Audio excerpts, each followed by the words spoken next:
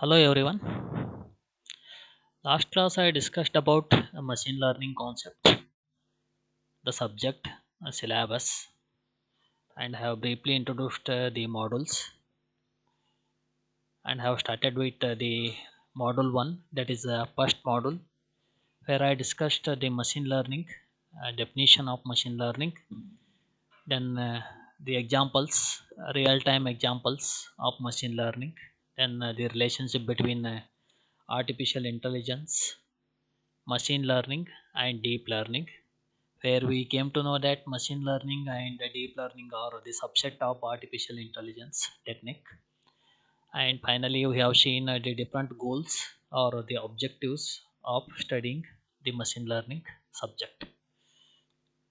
So today, let us see the well posed learning problems. Let us begin our study of machine learning by considering a few learning tasks. So we'll define the learning broadly by including any computer program that improves its performance at some task through its experience.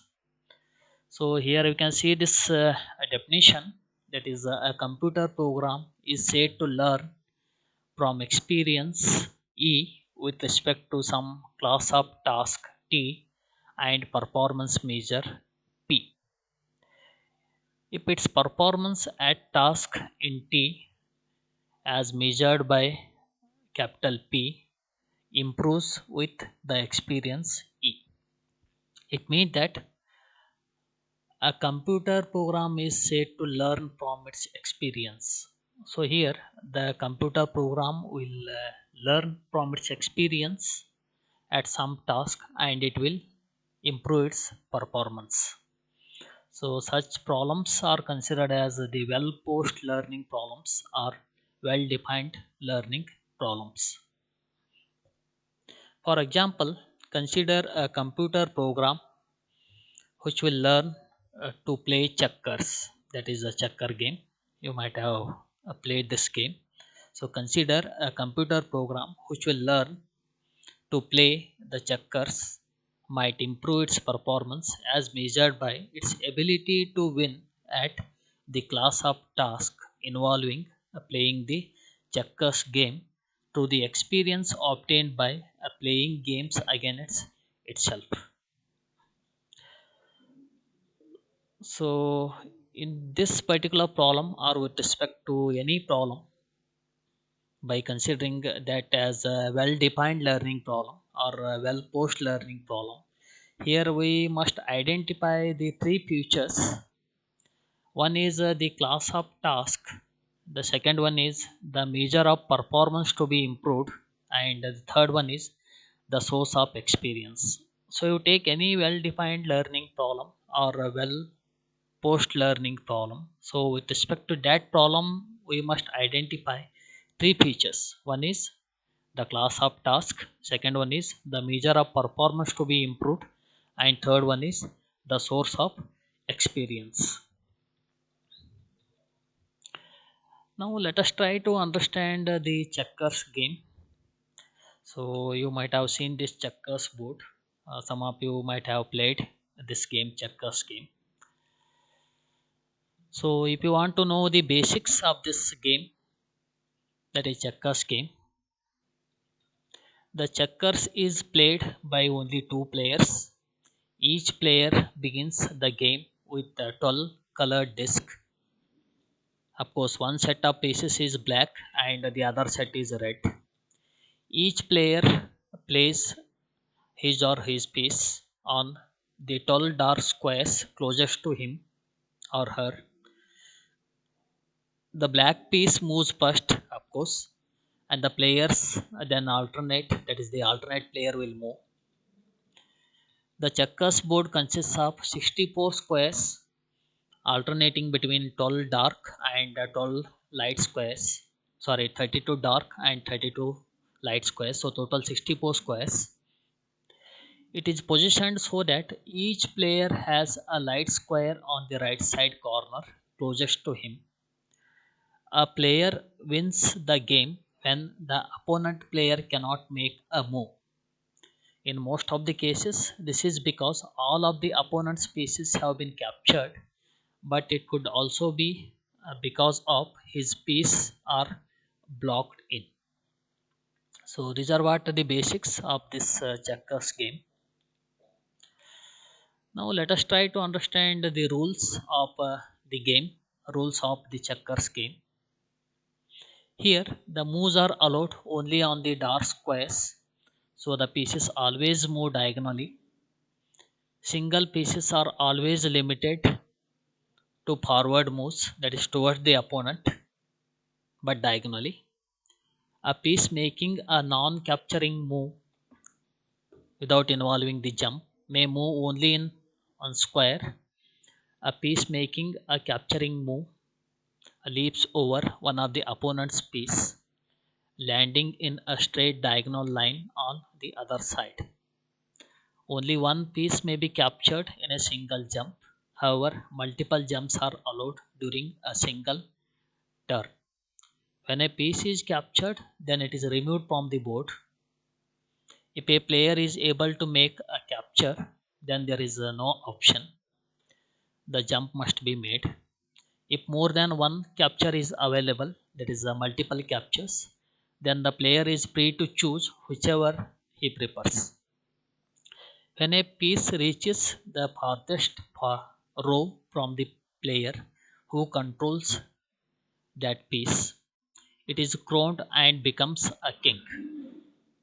One of the pieces which had been captured is placed on the top of the king so that it is twice as high as a single piece. It is like a crowned piece. Kings are limited to moving diagonally but may move both forward and backward. Yes, kings can move in both forward and backward directions. But remember, the single pieces, that is non kings, are always limited to move forward. Kings may combine jumps in several directions, forward and backward, on the same turn. The single pieces may shift direction diagonally during the multiple capture turn but must always jump forward, that is toward the opponent. So these are what the rules of this game, that is a checkers game. Now let us look into some of the well-defined learning problems or well-posed learning problems. So one of the problem that I discussed, that is a checkers learning problem. So as I told, in a well-posed learning problem, we must identify the three main features, that is a task or setup task, then performance measure, and third feature is training experience. So these features we have to identify in each well-defined learning problem. Now let us look into some of the learning problem examples. So the first one is a checkers learning problem. So with respect to this problem, the task is nothing but playing checkers, that is playing the checkers game, that is task. And performance measure is nothing but the percent of games won against the opponents, or how many times or how frequently it has won against the opponents. So that is considered as the performance here, performance measure. And training experience is playing practice games against itself. So playing the practice game against itself is considered as the training experience. So in this way, you must identify these three features in each and every well-defined learning problem.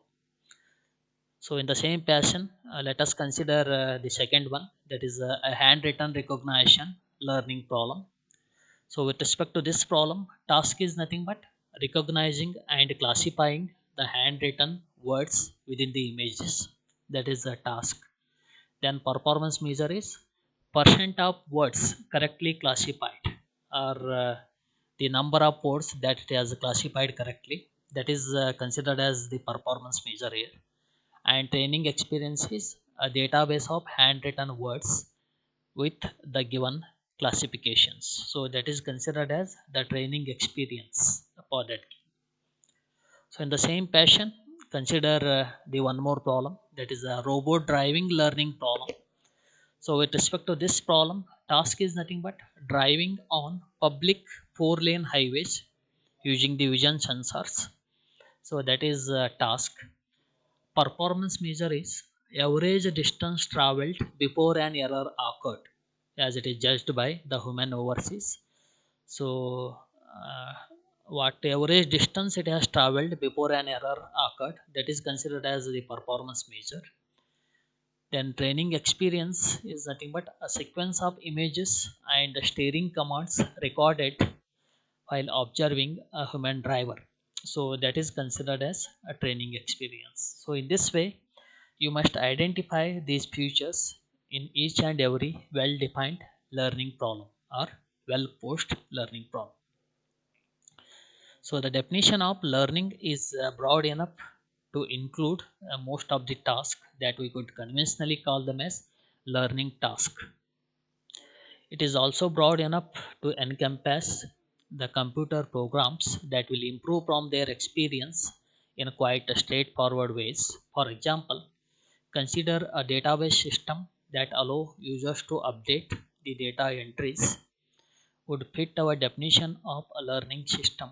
So here it improves its performance at answering the database queries based on the experience gained from the database updates. So this is about the well-posed learning problems or well-defined learning problems. So in the next class, I'm going to discuss designing a learning system. So this concept I will discuss by considering the checkers learning problem as a case study. So let us continue it the next class, the remaining concept. Thank you.